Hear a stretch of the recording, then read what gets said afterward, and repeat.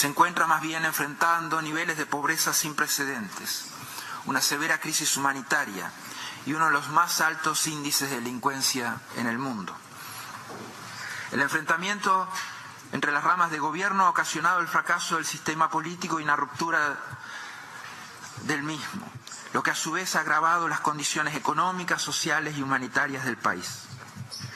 La inflación ha llegado a 720%. El Producto Bruto Interno, de acuerdo a los pronósticos, disminuirá un 8% más en el 2016. La deuda externa ha alcanzado los 130.000 millones de dólares, es decir, el equivalente de casi 6 años de exportaciones de petróleo. Venezuela ocupa el 9º lugar mundial con la peor tasa de desempleo. El 73% de los hogares y el 76% de los venezolanos vivieron en la pobreza en el 2015. Para aquellos que crean que las instituciones valen por sí mismas, yo creo que este señor ha demostrado que cualquier institución en el mundo vale en tanto y cuanto la persona que dirija esa institución pues tenga una serie de valores como los que ha tenido Almagro y ha demostrado en los últimos días, en las últimas semanas, en los últimos meses. Ha marcado una diferencia, no solamente para Venezuela, sino para todo el continente. Sin él yo creo que esto no fuera posible. Está con nosotros una queridísima amiga, como todos ustedes saben, vicepresidenta de programación de Actualidad Radio 1020, 1040, la jefa de Camilo, mía, de María Fernanda, de todos por allá. Mi querida Zairena, gracias por acompañarnos. Un placer. Siempre es un gusto estar Qué bueno encontrar a alguien que marca una diferencia como este señor, ¿verdad? Es una sorpresa muy grande y satisface mucho a uno porque reivindica a la larga el hecho de que existan organismos internacionales que de algún modo u otro pueden afectar el curso del desarrollo social de un país. En este caso, en Venezuela en los últimos meses hemos sobrevivido a la ardua tarea de escuchar día tras día cómo se desacreditaba un organismo en el que ya en principio no creíamos porque ya había pasado con el anterior secretario general. ¿Tú alguna vez pensaste que este voto se iba a dar? Porque yo realmente no lo creí. No, yo tampoco. Absolutamente no. Hace varias semanas cuando el secretario general de la OEA, Luis Almagro, que hoy todo el mundo dice grande Almagro porque verdaderamente ha expuesto de manera precisa, detallada, casi que quirúrgicamente la realidad de Venezuela. Ojo, y no lo hace porque él sea venezolano, ni pro-venezolano, ni pro-oposición. Lo hace porque sabe que el problema de Venezuela, primero es una realidad y que va a afectar cíclicamente, como un radio, un perímetro que se va a extender a su alrededor, va a afectar a todo el continente, es un problema hemisférico. Después que el secretario Luis Almagro convocó a la aplicación de la Carta Interamericana Democrática en Venezuela, todo el mundo se empezó a preguntar, primero, el por qué, y segundo, si se podía hacer. Días más, días menos, evidentemente Venezuela salió a la palestra cuando ya alguna vez, en algún momento, por ejemplo, en la más reciente pasada, en la crisis con Honduras, el mismo, hoy presidente, antes canciller venezolano, invocó y hizo uso de la Carta Interamericana Democrática cuando la crisis en Honduras, cuando Manuel Zelaya, hoy la desacreditaba, hoy la ha desacreditado, hoy, ayer, el martes, esta semana, incluso ha dicho que si algo se aplica, ellos van a actuar radicalmente en Venezuela. Hoy la OEA es un organismo válido para internamente actuar en la crisis. No solamente es un organismo válido, sino que ha expuesto y ha validado también que la crisis en Venezuela es real y la ha generado el chavismo. Vamos a escuchar más de Almagro. La defensa de la democracia es uno de los principales mandatos de la OEA y la base fundamental de las relaciones internacionales en las Américas. Estos principios están claramente plasmados en la Carta de la Organización de los Estados Americanos, en la Convención Americana sobre Derechos Humanos, en la resolución de la Asamblea General 1080, Democracia Representativa, y en la Carta Democrática Interamericana, que es la verdadera Constitución de las Américas. Estos no son documentos que nos hayan sido impuestos.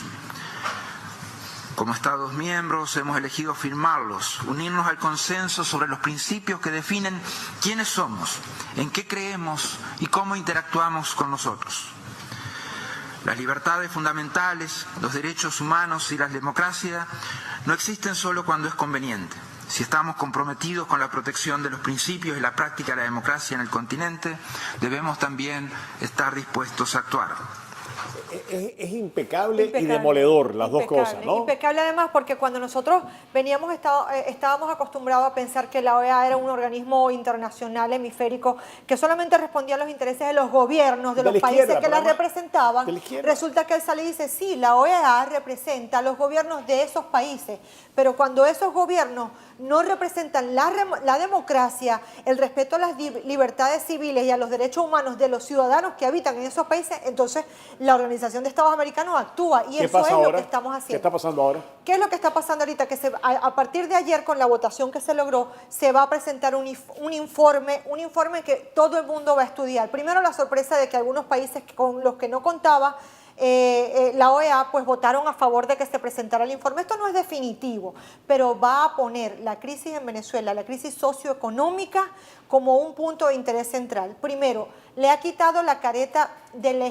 legitimización de democrática al régimen chavista devenido en madurismo.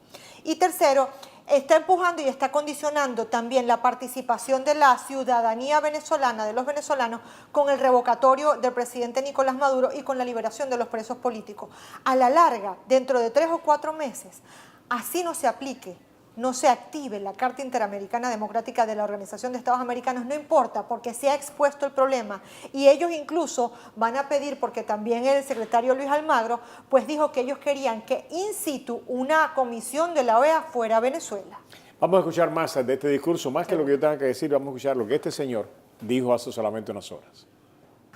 Es conforme a estas normas que consideramos que se ha alterado el orden en Venezuela, el orden constitucional en Venezuela.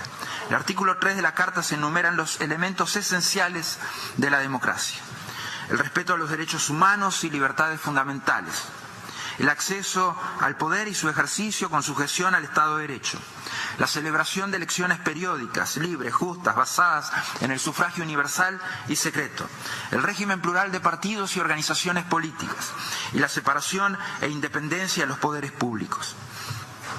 En el artículo 4 se delinean los componentes esenciales para el ejercicio de la democracia: la transparencia en las actividades gubernamentales, la probidad, la responsabilidad de los gobiernos en la gestión pública, el respeto por los derechos sociales y la libertad de expresión y de prensa. Okay. Hace solamente unas horas también se acaba de terminar la validación de las firmas para el revocatorio, ¿no? Sí, señor. Y algo bien importante para beneficio de muchos de ustedes, la oposición sigue diciendo el revocatorio va en el 2016. El revocatorio va en el 2016. Los presos políticos hay que sacarlo en el 2016.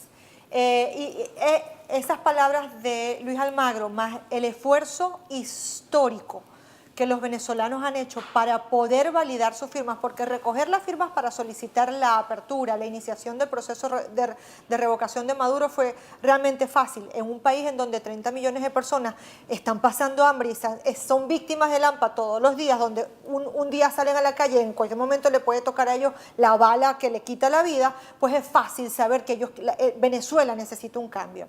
De ahora en adelante, hoy se cierra el proceso de la validación de las firmas hasta el 26 de julio. Comienza una cuenta regresiva hasta el 26 de julio. Tenemos un mes para que el CNE se pronuncie. De ahí en adelante comienza el reloj, el tic-tac del reloj de la salida del presidente Nicolás Maduro, porque son 30 días más para activar el referéndum revocatorio como tal.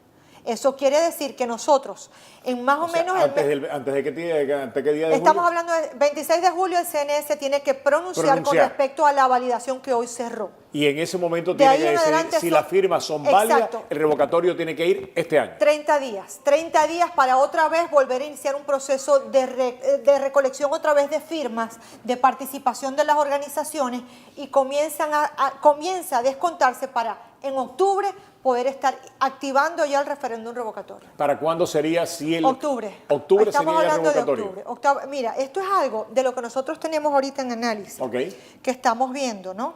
Y que es bien llamativo para todos. Habíamos dicho qué puede hacer el presidente Nicolás Maduro en el transcurso de estos 2-3 meses. Son 60 días los que estamos contando ya. Estamos en countdown, cuenta regresiva.